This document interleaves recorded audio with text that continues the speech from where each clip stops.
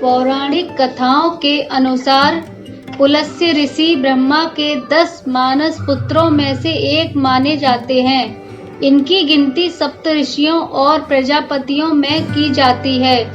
विष्णु पुराण के अनुसार ब्रह्मा ने पुलस्त्य ऋषि को पुराणों का ज्ञान मनुष्यों में प्रसारित करने का आदेश दिया था। पुलस्त्य के पुत्र विश्वा ऋषि हुए, जो हविभूर्व के गर्भ से उत्पन्न हुए थे।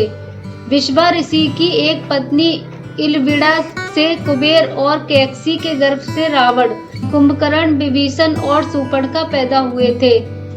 सुमाली विश्वा के ससुर व रावण के नाना थे। विश्वा की एक पत्नी माया भी थी, जिससे खरदूषण और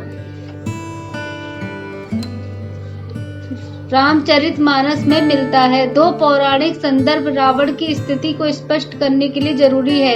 एक कथा के अनुसार भगवान विष्णु के दर्शन हेतु सनक, सनंदन आदि ऋषि वैकुंठ पधारे, परंतु भगवान विष्णु के द्वारपाल जय और विजय ने उन्हें प्रवेश देने से इनकार कर दिया।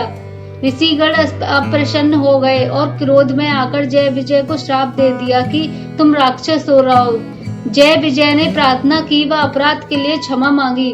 भगवान विष्णु ने भी ऋषियों से क्षमा करने को कहा। तब ऋषियों ने अपने श्राप की तीव्रता कम की और कहा कि 3 जन्मों तक तो तुम्हें राक्षस योनि में रहना पड़ेगा और उसके बाद तुम पुनः इस पद पर प्रतिष्ठित हो सकोगे। इसके साथ एक और शर्त थी कि भगवान विष्णु या उनके किसी अवतारी स्वरूप के हाथों तुम्हारा मरना अनिवार्य होगा। यह श्राप राक्षस राज लंकापति दशानन रावण के जन्म की आदि गाथा है। भगवान विष्णु के ये द्वारपाल पहले जन्म में हिरण्याक्ष व हिरण्यकश्यप राक्षसों के रूप में जन्मे। हिरण्याक्ष राक्षस बहुत शक्तिशाली था और उसने पृथ्वी को उठाकर पाताल लोक में पहुंचा दिया था। पृथ्वी की पवित्रता बहाल करने के लिए भगवान विष्णु को 12 अवतार धारण करना पड़ा था। फिर विष्णु ने हिरण्याक्ष का वध कर पृथ्वी को मुक्त करवाया।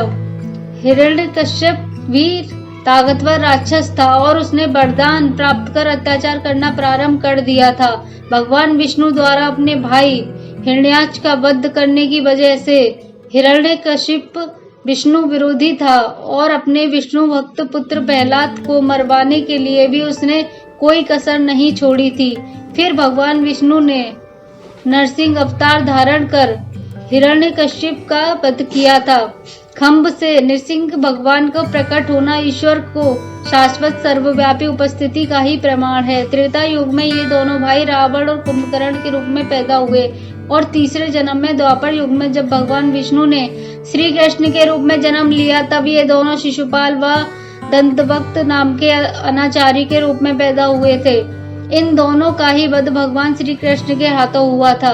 त्रेता युग में रावण के अत्याचारों से सर्वत्र त्राही त्राही मची हुई थी। रावण का अत्यंत विकराल स्वरूप था और वह स्वभाव से क्रूर था। उसने सिद्धियों की प्राप्ति हेतु अनेक वर्षों तक तप किया और यहाँ तक कि उसने अपने सिर पर अग्नि में भेंट कर दिए। ब्रह्मा ने प्रसन्न होकर रावण को वर दिया कि दैत्य, दानव, यक्ष कोई भी तुम्हें परास्त नहीं कर सकेगा, परंतु इसमें नर और वानर को शुमार नहीं किया गया था। इसलिए नर रूप में भगवान श्री राम ने जन्म लिया, जिन्होंने वानरों की सहायता से लंका पर आक्रमण किया और रावण तथा उसके कुल का विनाश हुआ। प्रकांड पंडित एवं ज्ञाता होने के नाते रावण संभवतः यह जानता था कि श्री राम के रूप में भगवान विष्णु का अवतार हुआ है। छल से वैदेही का हरण करने के बावजूद उसने सीता को महल की अपेक्षा अशोक वाटिका में रखा था, क्योंकि एक अप्सरा रंभा का श्राप उसे हमेशा याद रहता था कि रावण, यदि कभी तुमने बलात्कार करने का प्रयास भी किया तो तुम्हारा सिर कट जाएगा। खरदूषण और त्रिशिरा की मृत्यु के बाद रावण को पूर्ण रूप से अवगत हो गया था कि वे मेरे जैसे बलशाली पुरुष थे, जिन्हें भगवान के अतिरिक्त और कोई नहीं मार सकता था।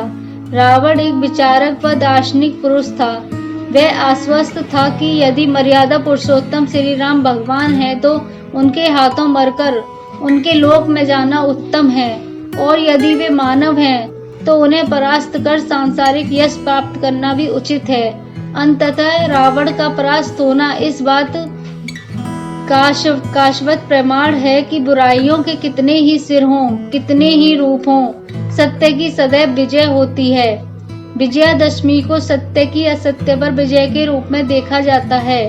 कहते हैं कि भगवान श्री राम ने त्रेता युग में नवरात्रि का व्रत करने के बाद ही रावण का वध किया था।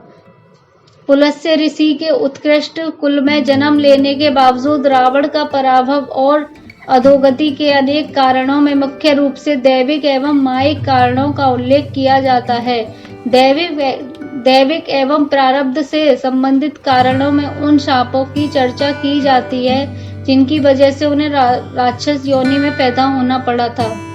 मायिक स्तर पर शक्तियों के दुरुपयोग ने उनके तपस्या से अर्जित ज्ञान को नष्ट कर दिया था। ब्राह्मण कुल में जन्म लेने के बावजूद अशुद्ध राक्षसी आचरण ने उन्हें पूरी तरह सराबोर कर दिया था और हनुमान जी को अपने समक्ष पाकर भी रावण उन्हें पहचान नहीं सके थे कि ये उसके आराध्य देव शिव के अवतार हैं। रावण के अहंकारी स्वरूप से यह शिक्षा मिलती है कि शक्तियों के नशे में चूर होने से विनाश का मार्ग प्रशस्त होता है।